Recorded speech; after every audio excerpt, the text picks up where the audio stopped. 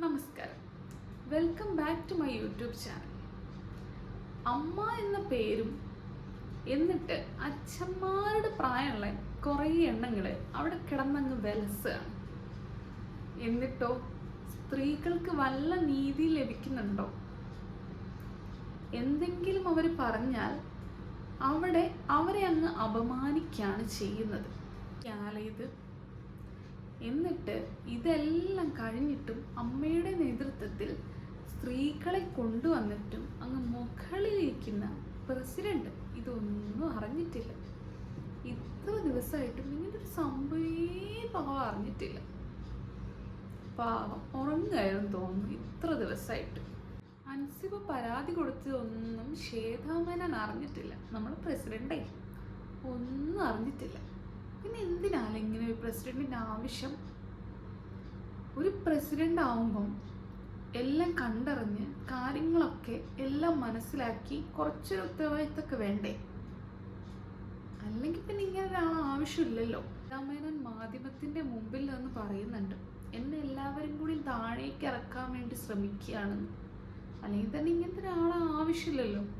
ഒരു കാര്യങ്ങളോ അന്വേഷിക്കുക പോലും ചെയ്യാണ്ട് ഇങ്ങനത്തെ ഒരാളെ ആവശ്യം എന്താ? ഒരാവശ്യമില്ല.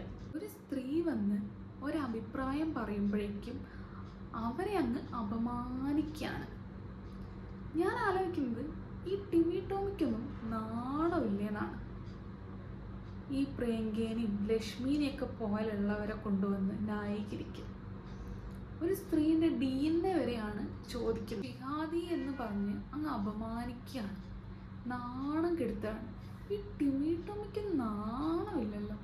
അല്ലെങ്കിൽ നമുക്ക് പണ്ടേ മനസ്സിലായതാണ്, അമ്മയിൽ നിന്ന് ഈ സ്ത്രീകൾക്കൊന്നും നീതി ലഭിക്കാൻ പോകുന്നില്ല. നമ്മൾ ഇതിലും വലിയൊരു കേസ് കണ്ടതാണല്ലോ. മല്ലിക സുകുമാരൻ പറയുന്നുണ്ട് മോഹൻലാലും മമ്മൂട്ടിക്ക് ഇടപെടണമെന്ന്.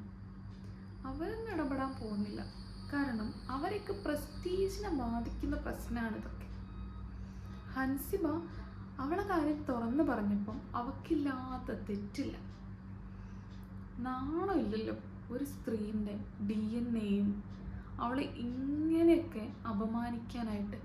അതും കല്യാണം പോലും കഴിയാത്ത ഒരു പെൺകുട്ടിയാണ് ഈ അപമാനിക്കുന്നത് എല്ലാവരും കൂടിയിട്ട്. പോലീസ് സ്റ്റേഷനിൽ പോയപ്പോഴും അവിടെ നിന്നും അപമാനം തന്നെയാണ് നേരിട്ടത്. നിയമപരമായിട്ട് മുന്നോട്ട് പോകാൻ തന്നെയാണ് ഞാനിപ്പോൾ വിചാരിക്കുന്നത്. ഞാൻ ഇനി ആർക്കും ഇങ്ങനെ സംഭവിക്കാൻ പാടില്ല. അല്ലെങ്കിൽ തന്നെ അമ്മ എന്ന് പറഞ്ഞ സംഘടനയിൽ ഒരിക്കൽ പോലും സ്ത്രീകൾക്ക് നീതി കിട്ടിയിട്ടില്ല എന്ന് എല്ലാവരും പറയുന്നതിന് ശരിവെക്കുന്നതാണ് ഇപ്പോഴും. അപ്പൊ അതുകൊണ്ട് സംഘടനയല്ലല്ലോ, അതിനേക്കാളും നമ്മുടെ നാട്ടില് പോലീസും കോടതിയും ഒക്കെ ഉണ്ടല്ലോ, അതിലല്ലേ നമ്മൾ കൂടുതൽ വിശ്വസിക്കേണ്ടത്. ഇത് തന്നെയാണ് എന്റെ മനസ്സിലുള്ളത്. ഓക്കെ, നിയമം എന്ന് പറഞ്ഞാൽ ഇപ്പോൾ ഇതിലിപ്പം ടിനി ടോം ആണല്ലോ പ്രതിസ്ഥാനത്ത് വരുന്നത് അൻസിബയ്ക്കെതിരെ ഇത്രയധികം. അപ്പം എങ്ങനെയാണ് പോലീസ് കംപ്ലൈന്റ് കൊടുക്കും? എന്താണ് അത് ഒരു നടപടി ആലോചിക്കുന്നത്? അത് നിയമപരമായിട്ട് മുന്നോട്ട് പോകാൻ തന്നെയാണ് തീരുമാനം. അതുപോലെ തൃപ്പൂണിത്തുറ വനിതാ സെല്ലിൽ SIക്കെതിരെയും നിയമ നടപടി സ്വീകരിക്കാൻ തന്നെയാണ് ഞാൻ തീരുമാനിച്ചിരിക്കുന്നത്. എന്തായാലും ആഭ്യന്തരമന്ത്രിക്ക് പരാതി കൊടുക്കും ഞാൻ. കാരണം സ്ത്രീകൾ പോലീസ് സ്റ്റേഷനിൽ പ്രത്യേകിച്ച് വനിതാ സെല്ലിലൊക്കെ ചെല്ലുന്നത് കംഫർട്ട് ആയിരിക്കും. അൺകംഫർട്ടബിൾ ആവാതിരിക്കാൻ വേണ്ടിയിട്ടാണല്ലോ വനിതാ സെൽ രൂപീകരിച്ചിരിക്കുന്നത്. അപ്പോൾ അങ്ങനെയുള്ള സ്ഥലത്ത് അൺകംഫർട്ടബിൾ ആയിട്ടാണ് സ്ത്രീകൾക്ക് നിൽക്കേണ്ടി വരുന്നത് എന്ന് പറയുമ്പോൾ ഓർക്കണം, ഈ കാലഘട്ടത്തിലും സ്ത്രീകൾക്ക് വായ തുറക്കാൻ പറ്റില്ല.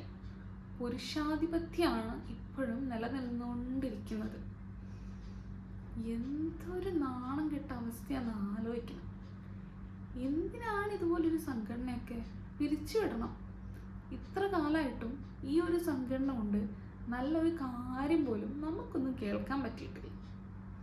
ഇതുപോലെ എന്തെങ്കിലും അത്രയും മോശപ്പെട്ട കാര്യങ്ങൾ മാത്രമേ ഈ സംഘടനയിൽ നിന്ന് നമുക്കൊക്കെ കേൾക്കാൻ പറ്റിയിട്ടുള്ളൂ.